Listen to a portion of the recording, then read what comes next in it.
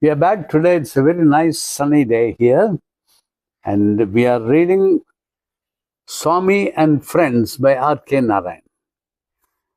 We continue. We are on chapter 11 in Father's Presence. That's the title of that chapter, In Father's Presence.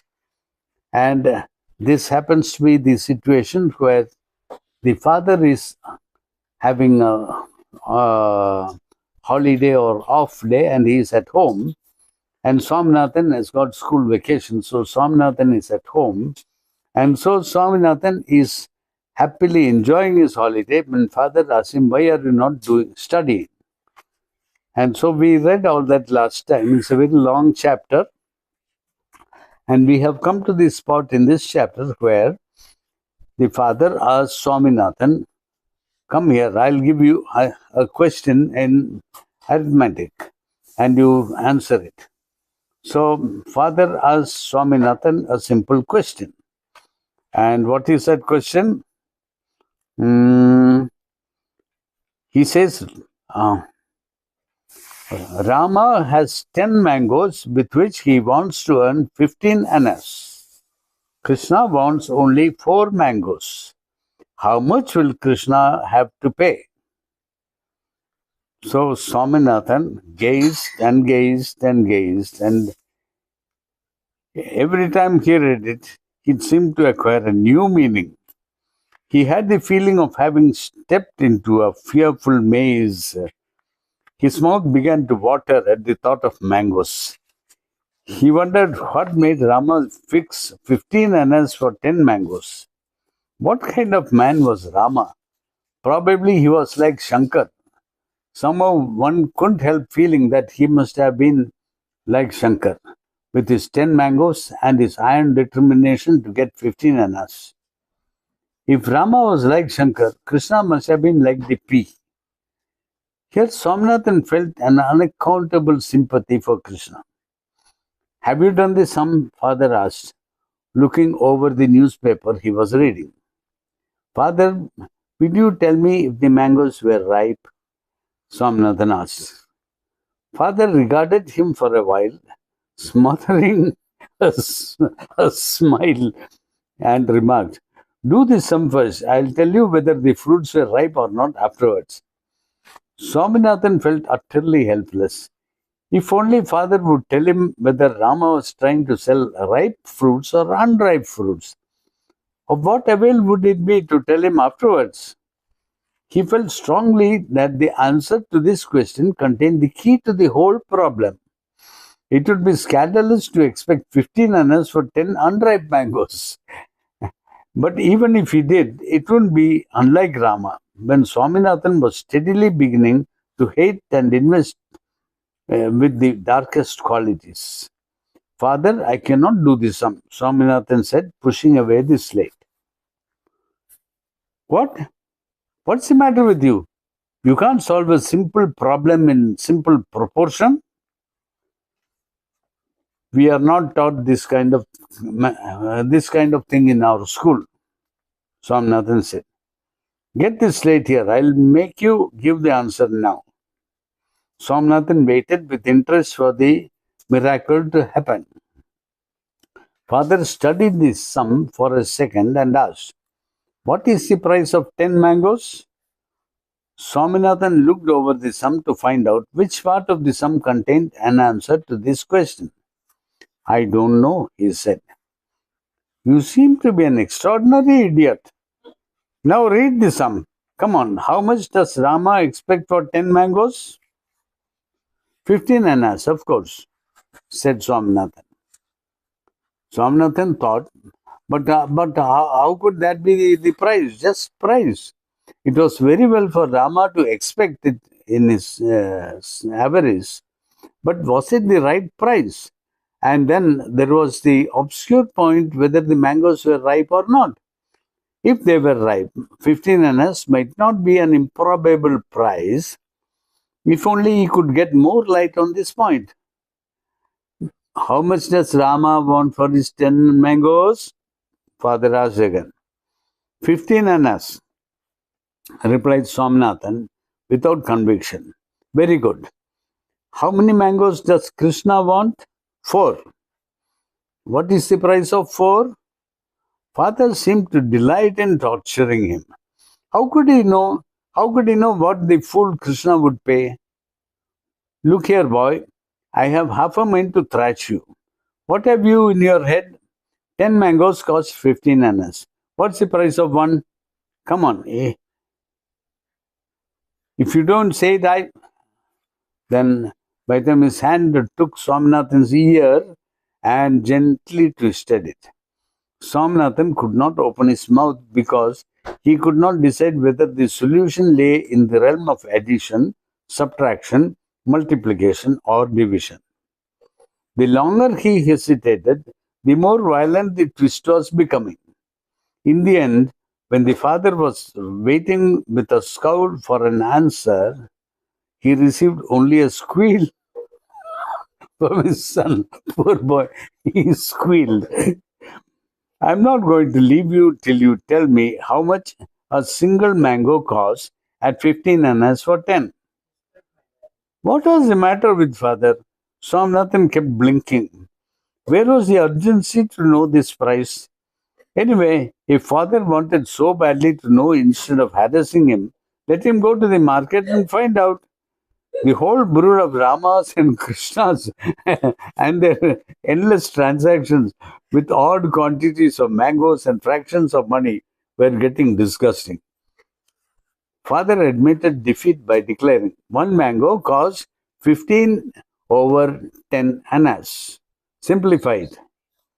Here he was being led to the most hideous regions of arithmetic, namely fractions. Give me the slate. Give me the slate, father. I'll find out, said Swaminathan. He worked and found at the end of 15 minutes the price of one mango is 3 over 2 annas. He expected to be contradicted any moment. But father said, very good, simplified further. It was plain sailing after that. Swaminathan announced at the end of half an hour's agony, Krishna must pay 6 annas and burst into tears. At 5 o'clock, when he was ready to start for the club, Swaminathan's father felt sorry for having worried his son all afternoon. Would you like to come with me to the club, boy? He asked when he saw Swaminathan sulking behind a pillar with a woe-begone face. Swaminathan answered by disappearing for a minute and reappearing dressed in his coat and cap. Father surveyed him from head to foot and remarked, why can't you be a little more tidy? Swaminathan writhed awkwardly. Lakshmi, father called and said to mother when she came, there must be a clean dress for the boy in the box. Give him something clean. Please don't worry about it now, said mother. He is all right. Who is to open the box? The keys are somewhere. I've just mixed milk for the baby. What happened to all the dresses? What dresses? You haven't bought a square inch of cloth since last summer, said mother. What do you mean? What has happened to all the pieces of twill I bought a few months back? He demanded, vaguely making a mental note at the same time to take the boy to the tailor on Wednesday evening. Swaminathan was relieved to find his mother reluctant to get him a fresh dress, since he had an obscure dread that his father would leave him behind and go away if he went in to change. A car hooted in front of the house. Father snatched his tennis racket from a table and rushed out, followed by Swaminathan. A gentleman wearing a blazer that appealed to Swaminathan sat at the wheel and said, good evening, with a grin. Swaminathan was at first afraid that this person might refuse to take him in the car. But his fears were dispelled by the gentleman saying amiably, hello, Srinivasan, are you bringing your boy to the club? Right-ho. Swaminathan sat in the back seat, while his father and friend occupied the front. The car whizzed along. Swaminathan was elated and wished that some of his friends could see him then. The car slid into a gate and came to a stop amidst half a dozen other cars. He watched his father playing tennis and came to the conclusion that he was the best player in all the three courts that were laid side by side. Swaminathan found that whenever his father hit the ball, his opponents were unable to receive it and let it go and strike the screen. He also found that the Picard's life was one of grave risks. Swaminathan fell into a pleasant state of mind. The very fact that he was allowed to be present there and watch the play gave him a sense of importance. He would have something to say to his friends tomorrow. He slowly moved and stood near the screen behind his father. Before stationing himself there, he wondered for a moment if the little fellow in khaki dress might object. But the little fellow was busy picking up balls and throwing them at the players. Swaminathan stayed there for about 10 minutes. His father's actions were clearer to watch from behind, and the twang of his racket when hitting the ball was very pleasing to the ear. For a change, Swaminathan stood looking at the boy in the khaki dress. As he gazed, his expression changed. He blinked fast as if he disbelieved his eyes. It was the coachman's son, only slightly transformed by the khaki dress. Now the boy had turned and seen him. He grinned maliciously and hastily took out of his pocket a penknife and held it up. Swaminathan was seized with cold fear. He moved away fast, unobtrusively, to his former place, which was at a safe distance from his enemy. After the set, when his father walked towards the building, Swaminathan took care to walk a little in front of him and not behind, as he feared that he might get a stab any minute in his back. Swami, don't go in front. You are getting under my feet, Swaminathan said his father. Swaminathan obeyed with a reluctant heart. He kept shooting glances sideways and behind. He stooped to pick up a stone, a sharp stone, and held it ready for use if any emergency should arise. The distance from the tennis court to the building was about a dozen yards, but to Swaminathan it seemed to be a mile and a half. He felt safe when he sat in a chair beside his father in the card room. A thick cloud of smoke floated in the air.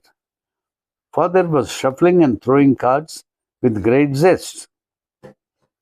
This was the safest place on earth. There was father and any number of friends, and let the coachman's son try a hand if he liked. A little later, Swaminathan looked out of the window and felt disturbed at the sight of the stars. It would be darker still by the time the card game finished, and father rose to go home. An hour later, father rose from the table.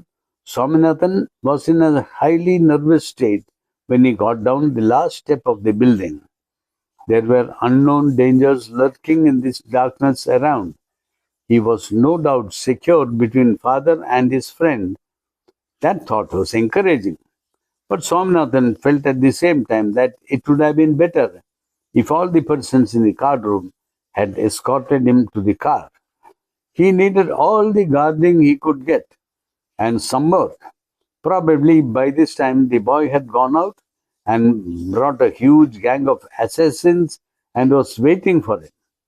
He could not walk in front as, in addition to getting under his father's feet, he had no idea which way they had to go for the car. Following his father was out of the question, as he might not reach the car at all. He walked in a peculiar side step which enabled him to see before him and behind him simultaneously. The distance was interminable. He decided to explain the danger to father and seek his protection. Father, well, boy, Somnathan suddenly decided that his father had better not know anything about the coachman's son, however serious the situation might be. What do you want, boy? Father asked. Father, are we going home now? Yes. Walking? No, the car is here near the gate.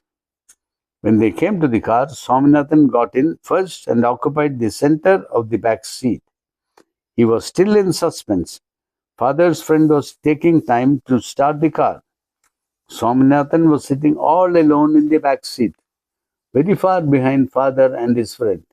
Even now, the coachman's son and his gang could easily pull him out and finish him. The car started. When its engine rumbled, it sounded to Swaminathan's ears like the voice of a savior. The car was outside the gate now and picked up speed. Swaminathan lifted a corner of his dhoti and mopped his brow. Now he was safe. That was a nice chapter. Number 11 is over. Now we turn to chapter 12, Broken Pains. I hope this is not such a long chapter. 3, 4, my God, 5, 6, 7, 8. This is 8 pages long. Okay, we'll start. I will start reading it. Chapter 12, Broken Pains, Window Pane. On the 15th of August 1930, about 2,000 citizens of Malgudi assembled on the right bank of Sarayu to protest against the arrest of Gauri Shankar, a prominent political worker of Bombay. An earnest-looking man clad in khadar stood on a wooden platform and addressed the gathering. In a high, piercing voice, he sketched the life and achievements of Gauri Shankar, and after that passed on to generalities. We are slaves today, he shrieked, worse slaves than we have ever been before. Let us remember our heritage. Have we forgotten the glorious periods of Ramayana and Mahabharata? This is the country that has given the world Kalidasa, Buddha, Shankara.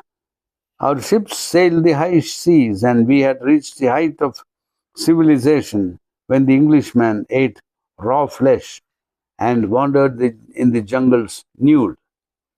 But now what are we? He paused and said on the inspiration of the moment, without troubling to verify the meaning. We are slaves of slaves. To Somnathan, as to money, this part of the speech was incomprehensible. But 5 minutes later, the speaker said something that seemed practicable. Just think for a while. We are 336 millions, and our land is as big as Europe minus Russia. England is no bigger than our Madras presidency and is inhabited by a handful of white rogues, and it is thousands of miles away. Yet we bow in homage before the Englishman. Why are we become, through no fault of our own, docile and timid? It is the bureaucracy that has made us so, by intimidation and starvation. You need not do more. Let every Indian spit on England, and the quantity of saliva will be enough to drown England. Gandhiji ki jai, shouted Swaminathan involuntarily, deeply stirred by the speaker's eloquence at the point. He received a fierce dig from Mani, who whispered, Fool, why can't you hold your tongue? Swaminathan asked, Is it true? Which? Spitting and drowning the Europeans? Must be. Otherwise, do you think that fellow would suggest it? Then why not do it? It's easy. Europeans will shoot us. They have no heart, said Mani. This seemed a satisfactory answer, and Swaminathan was about to clear up another doubt when 1 or 2 persons sitting around frowned at him. For the rest of the evening, Swaminathan was caught in the lecturer's eloquence, so was Mani. With the lecturer, they swept over the plight of the Indian peasant, resolved to boycott English goods, especially Lancashire and Manchester cloth, as the owners of those mills had cut off the thumbs of weavers of Dhaka muslin, for which India was famous at one time. What muslin it was! A whole piece of 40 yards could be folded and kept in a snuff box.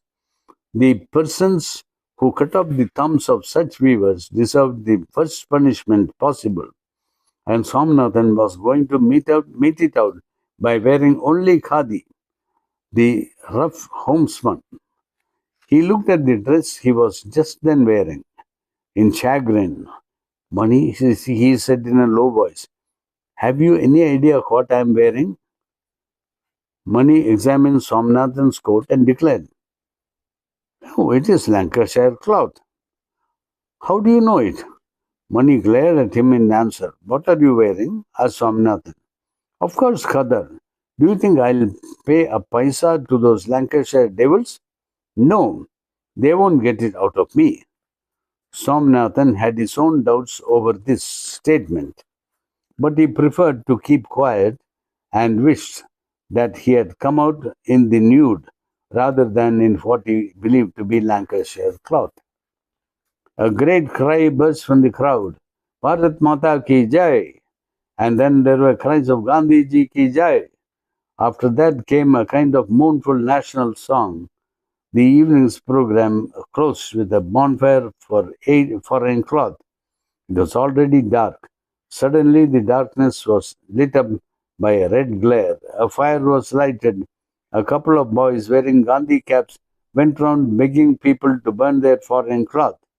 Coats and caps and upper cloth came whizzing through the air and fell with a thud into the fire, which purred and crackled and rose high, thickening the air with smoke and a burnt smell.